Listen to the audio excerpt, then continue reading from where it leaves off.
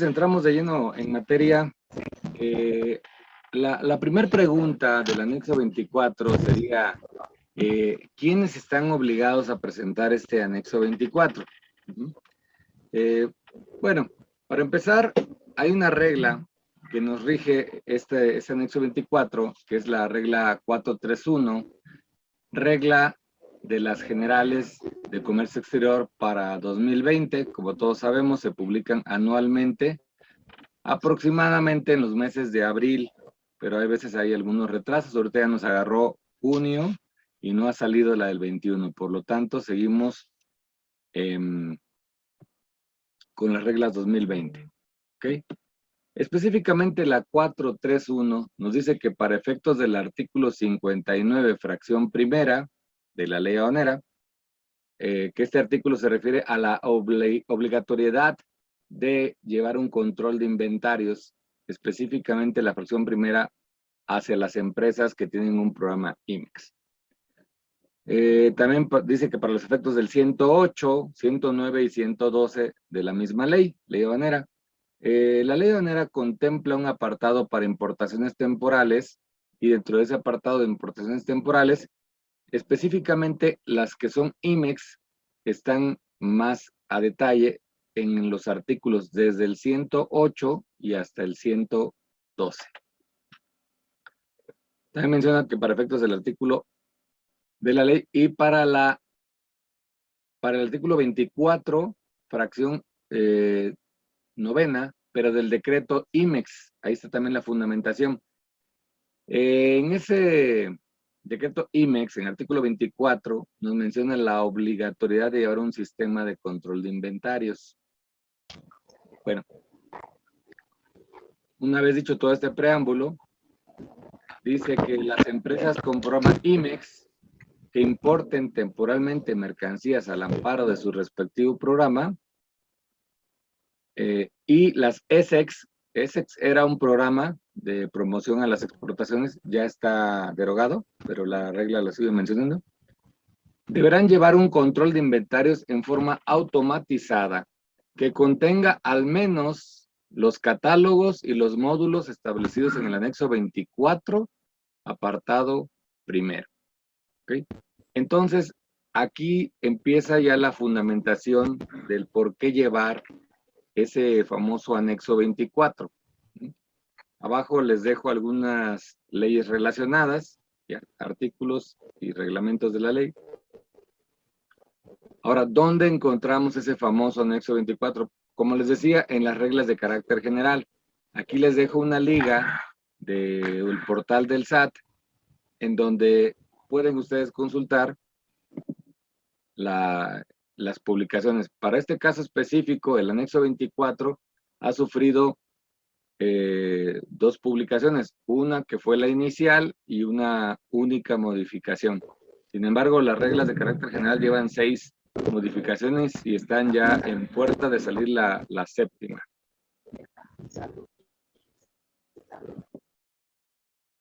Ok. Pero en sí, ¿qué es el anexo 24? Bueno, ya entrando propiamente a este anexo, leemos que dice que es el sistema automatizado de control de inventario. Entonces, pues para efectos prácticos, en lugar de decir, oye, ¿tienes al día el sistema automatizado de control de inventario? Decimos el anexo 24. Y de ahí es donde surge ese nombre, ese sobrenombre, que es mucho más usual, ¿no? Si le digo a cualquier persona, ¿tienes al día el sistema automatizado? Por ahí nos ayudan con algún micrófono abierto. Gracias. El sistema automatizado de control de inventarios, pues la mayoría de la gente va a decir, ¿a qué te refieres? Si le digo anexo 24, todo el mundo entiende. Bueno.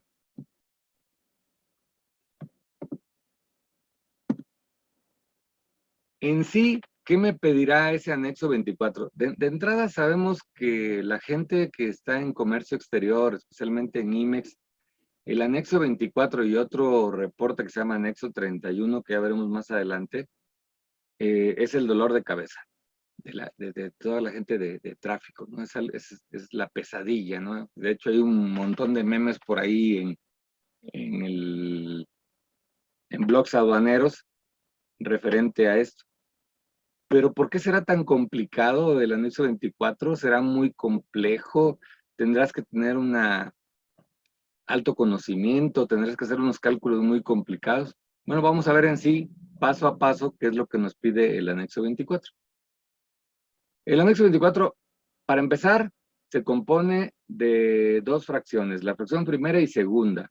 Y en la primera van las empresas en general. La segunda, la fracción segunda es más completa, pero eso ya es para empresas que tienen algún tipo de certificación más avanzado y sí es un poquito más amplio el catálogo. Pero las empresas que no tienen certificaciones eh, como OEA, aeronáutica, eh, tienen que irse a esta primera parte. Esta primera parte se compone únicamente de 3 módulos. El primer módulo es llamado catálogos. El segundo módulo, módulo de aduanas. Y el tercer y último módulo, módulo de reportes. Y se subdivide, como pueden ver en el material, los catálogos quieren saber, número 1, sobre los datos del contribuyente. Número 2, sobre los materiales. Número 3, sobre los productos resultantes del proceso. Y en el módulo de aduanas, quieren saber sobre el módulo de información aduanera, entradas, es decir, importaciones temporales. Luego, sobre el módulo de información de los materiales utilizados. Posteriormente, el módulo de información aduanera, salidas.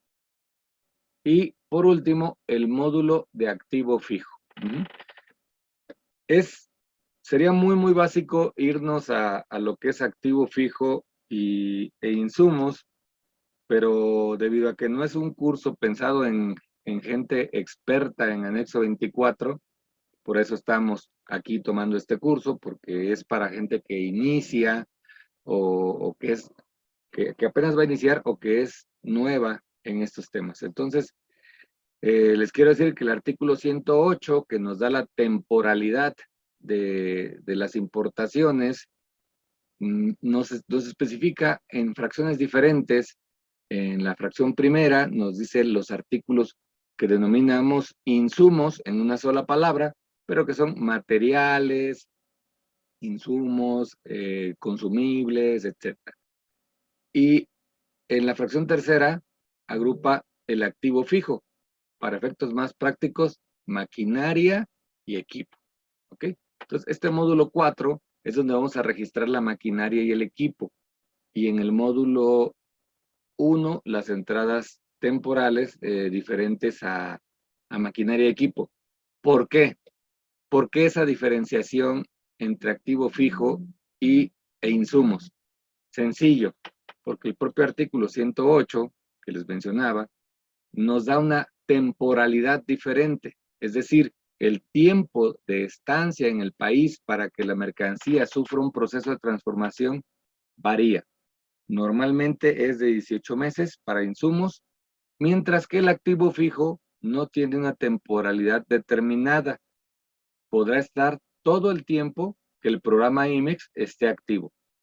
Si llegase a ser el caso de que la Secretaría de Economía les cancele el programa, automáticamente tienen que retornar esa mercancía al extranjero. Obviamente les dan un plazo para retornarla, pero después de ese plazo ya tiene que haber salido o se harán acreedores a multas. Bueno, de ahí pasamos al último módulo que se llama reportes, en donde hay un reporte de entrada de mercancía, de importación temporal, un reporte de salidas de mercancía y luego un reporte de saldos de la mercancía. Quien ha llevado inventarios sabe que la fórmula de los inventarios en teoría es sencillísima. Entradas menos salidas igual a saldos. En la práctica es donde ya se empiezan a complicar por problemas que vamos a estudiar a continuación.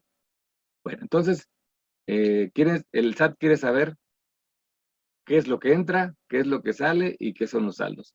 Y por último, un reporte de los materiales utilizados. Entonces, hasta aquí, como ustedes pueden ver, no se ve nada complejo. De hecho, para ser preciso, se ve demasiado sencillo, ¿no? Hasta aquí, si vamos viendo esto, pues no podemos entender por qué tantos memes del anexo 24 y que la gente no puede dormir por el anexo 24. Vamos a seguir desmenuzando este anexo 24. Vamos a ir a un nivel más a detalle. Ahorita tenemos el nivel 1, donde están nada más los módulos en colores. Luego el nivel 2, donde está con números, eh, cómo se detallan esos módulos. Y vamos a un tercer nivel, que es cómo se detallan esos numerales de esos módulos. Vamos a empezar con catálogos. Ok, del catálogo, numeral 1, datos del contribuyente, denominación o razón social. Pues es el nombre de la compañía, en teoría no tiene mayor problema. RFC, no cambia el RFC del cliente. Número del programa IMEX, tampoco cambia. Domicilio fiscal y en su caso domicilios de las plantas. No debería tener mayor problema, ¿estamos de acuerdo? Pasamos al número 3, materiales. Dice, el catálogo de materiales identifica cada una de las materias que se utilizan en la producción de las mercancías de exportación, objetos del programa. Y en el 2.1 tenemos la fracción arancelaria, la acopio del pedimento. El 2.2 dice, descripción de los materiales, la descripción comercial, la puedo tomar del pedimento, la puedo tomar de la factura. El 2.3, la unidad de medida de la tarifa. Ojo, aquí es de la tarifa, menciona en este campo. La unidad de medida de conferir con la tarifa del Impuesto General de Importación y Exportación. Me voy al pedimento y hay un campo que dice unidad, pero está abreviado, unidad de medida tarifa. Viene como UMT. Pues no debería tener mayor complicación porque me voy al pedimento, busco UMT y transcribo en mi anexo 24 esta información. Pasamos al número 3, el catálogo de producto terminado. Nos pide la fracción arancelaria que corresponde al producto terminado, la descripción del producto terminado y la unidad de medida de la TIGI que corresponda. Terminamos el primero de los 3 módulos. Y hasta ahorita, si ustedes están de acuerdo, no se ve alguna complejidad en el llenado, ¿no? Pasamos al módulo de aduanas, que es el que está un poquito más extenso, que consta de 4 submódulos, vamos a llamarle. En el número 1 nos piden información aduanera de entrada. Prácticamente, si se fijan, aquí el primero fueron puros catálogos, ¿ok? Y este ya es información ya más de reporte. Primero vamos a tener el número de pedimento. Pues lo busco en el pedimento y lo transcribo. Clave de pedimento. La busco en el pedimento y la transcribo. Fecha de entrada declarada en el pedimento. Mismo caso. Y ya, se acabó ese submódulo. No se le ve mayor problema. Módulo 2, información sobre materiales utilizados.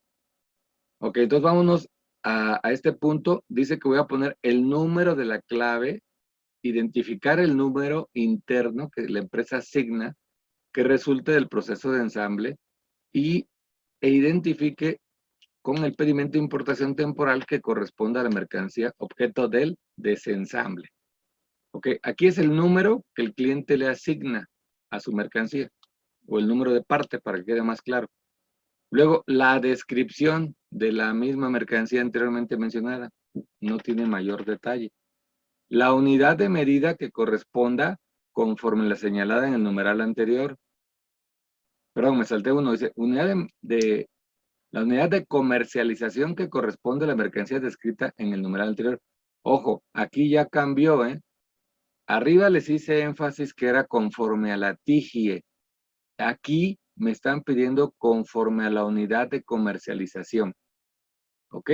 Sin embargo, mi pedimento también tiene el campo unidad de comercialización, identificado con las siglas UMC. Entonces, pues lo copio de ahí y no debería tener mayor problema. Y luego la cantidad, ¿no?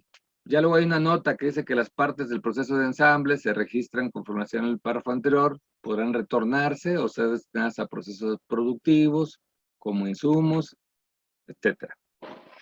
Pasamos al módulo 3.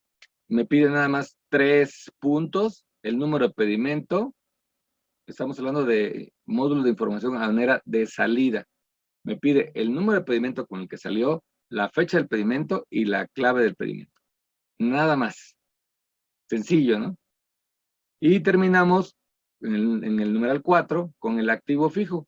Aquí vamos a describir el activo fijo. ¿Qué me piden de ello? Número 1, la descripción de la mercancía, que incluya marca, modelo, en el caso de que sea equipo. Número 2, que el número de pedimento, pues no tiene mayor problema, ¿no? La fecha del pedimento y la clave del mismo. Y terminamos el módulo de aduana, que se supone que es el más complejo. Hasta ahí, si están ustedes de acuerdo conmigo, no se ve un reporte algo muy complicado, con cálculos que tengan que hacerse demasiado extensos. Pasamos al último módulo de este famosísimo anexo 24, que se llama módulo de reportes. Y aquí no hay una subdivisión, no se subdivide más, es exactamente lo mismo que el anterior. O sea, aquí nada más nos dice, el SAT nos dice, dame un reporte, o tienes que tener un sistema que pueda dar el reporte de tu mercancía de entrada. Dame un reporte de tu mercancía de salida. Y dame un reporte de tu saldo de la mercancía. Y por último, de los materiales utilizados. ¿Ok? Hasta ahí terminó el anexo 24, al menos la fracción primera. ¿Seguimos sin entender? Por eso está el muñequito así pensando. Entonces, ¿dónde está la complejidad? ¿O por qué es el dolor de cabeza de tanta gente que maneja el IMEX? Y nos viene a la mente, como les decía al inicio de la plática, muchos memes, ¿no? De anexo 24. Por ejemplo, este que dice, tengo saldos vencidos en el anexo 24, no he transmitido los informes de descargo del anexo 31 y no he hecho las hojas de cálculo y manifestaciones de valor de los últimos 5 años. Y sale el cuate corriendo, ¿no? Luego este, que parece chiste, pero realmente es anécdota, dice, la junta es para decirte que ya vendimos lo que importaste temporalmente con el IMEX. Y pues la pobre cara del de tráfico lo dice todo, ¿no? Ya le vendieron su mercancía que era temporal y que él tenía la obligación de retornarla. Este otro es el botón que todos quieren en el anexo 24. Cuadrar todo. Un clic. Vámonos. Pues todo lo quieren, pero no existe, ¿no? Y por último, este dice, si estudiaste comercio exterior y no sabes del IMEX, feliz día del niño. O sea, que la gente que está en IMEX ya, pues, prácticamente ya se siente en grandes ligas y dice, si no sabes anexo, si no sabes IMEX, que obviamente se lleva el control en el anexo 24, pues eres todavía, estás en pañales, es lo que nos quieren decir, ¿no? Ok, entonces, ¿por qué? Seguimos sin entender. Bueno, ¿qué les parece si estudiamos qué pasa si no lleno el anexo 24? Tal vez por ahí, o no lo lleno correctamente, tal vez por ahí empiece a agarrar sentido, ¿verdad? Vamos a ver las obligaciones. Primero, les mencionaba a leer la regla 431. Artículo 59, fracción primera. Siempre que digo artículo 59, es obligaciones del importador. ¿Sí? Hay poquitos artículos que nos debemos saber de la ley. Pero si eres importador, el 59 es uno de ellos. Porque en el 59 vienen las obligaciones del importador, no del agente aduanal, del importador. Por ejemplo, en la fracción tercera nos da la obligación de llenar la manifestación de valor. Pero aquí estamos hablando no de la tercera, de la primera. ¿Qué nos dice? Pues que debemos llevar a cabo inventarios de mercancía, en especial las importadas mediante IMEX, y la regla 431 nos los reafirma, y también el anexo 24 de la ley, que es lo que estamos estudiando. Ahora, ¿qué pasa si no llevo ese inventario? Bueno, en la siguiente columna me dice la infracción. Si no lleno ese inventario, ese control automatizado de inventario, incurro en la infracción del artículo 185, fracción primera, que dice exactamente quienes no llenen correctamente los inventarios. ¿Ok? ¿Cuál será la sanción? Ley aduanera, artículo 185, inciso B, multa de 18,540 pesos a 37,110. Pues no está nada sencillo, ¿no? La más alta de este rango puede ser hasta más de un mes de sueldo de la persona que lleva físicamente el anexo 24, ¿no? Entonces, pues no está nada bien que alguien que está siendo contratado para llenar esto no lo cumpla y le pongan una multa que ni su sueldo lo pueda pagar, ¿no? Entonces, ya empiezo a preocuparme un poco, ¿eh?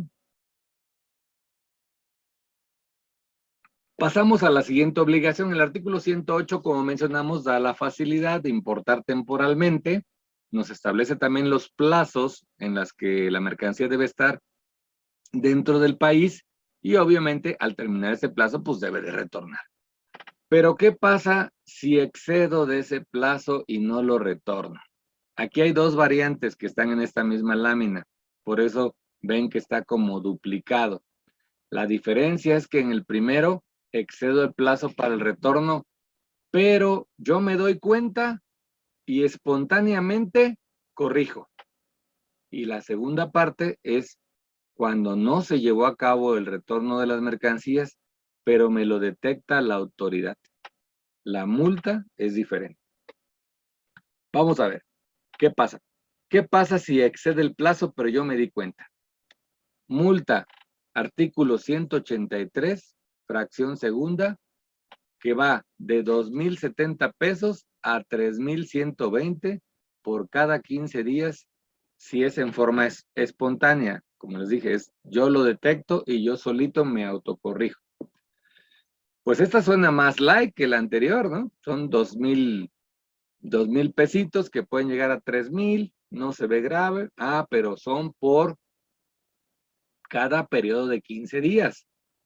Si por alguna extraña razón mi mercancía se me quedó ahí y excedí 10 veces el periodo de 15 días, pues ya estaríamos hablando de una multa de 20,000. O tal vez no es tanto, pero son muchas las mercancías. Entonces voy a multiplicar 2,070 por cada mercancía que haya excedido el plazo, por cada pedimento. Entonces, parece poco, pero puede convertirse en una bola de nieve. Pero ¿qué pasa si la autoridad me lo detecta? Ahí ya cambia. Cuando es descubierta por la autoridad, te va a aplicar la multa del artículo 178 de la ley, que es del 130 al 150 del IGI omitido, del Impuesto General de Importación omitido. Si la mercancía pagó o debió pagar un 10% y son 80,000 pesos, pues me va a costar no los 80,000, sí voy a tener que pagar los 80,000, pero además una multa del 130 hasta un 150, o sea que esos 80,000 se me pueden llegar a convertir hasta en 120,000. Pero dice sobre la omisión del IGI, oye, pero mi mercancía está exenta. por cualquier motivo, ¿no? Por tarifa, está exenta. Ah, entonces ya me salvé. No. Entonces, si está exenta, me van a multar con el artículo 183, que va de un 30% a un 50% sobre valor mercancía.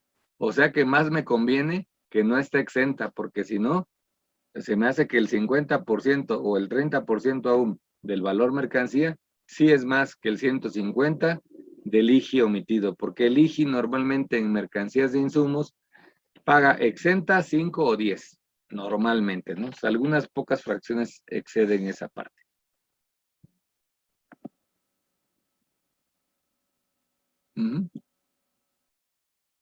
Bueno, y ahí parará, ya ahí acabó, no, sigue.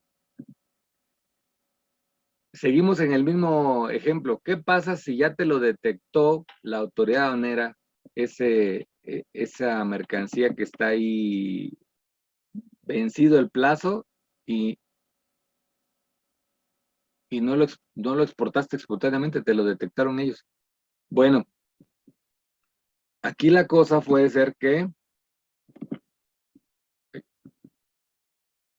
te multen, además, o te apliquen la sanción del 183A fracción octava, cuando se dé el supuesto a que se refiere el 183 fracción tercera, que es el que veíamos hace ratito, y resulta que es causal de que la mercancía pase a propiedad del fisco. En una auditoría hay veces que ya se negocian ciertas cosas, se pagan multas y no siempre se quedan con la mercancía, pero pueden hacerlo, están facultados, que pasa a propiedad del fisco federal. Ahora, ¿qué pasa cuando existe imposibilidad material de que el fisco se lleve esa mercancía?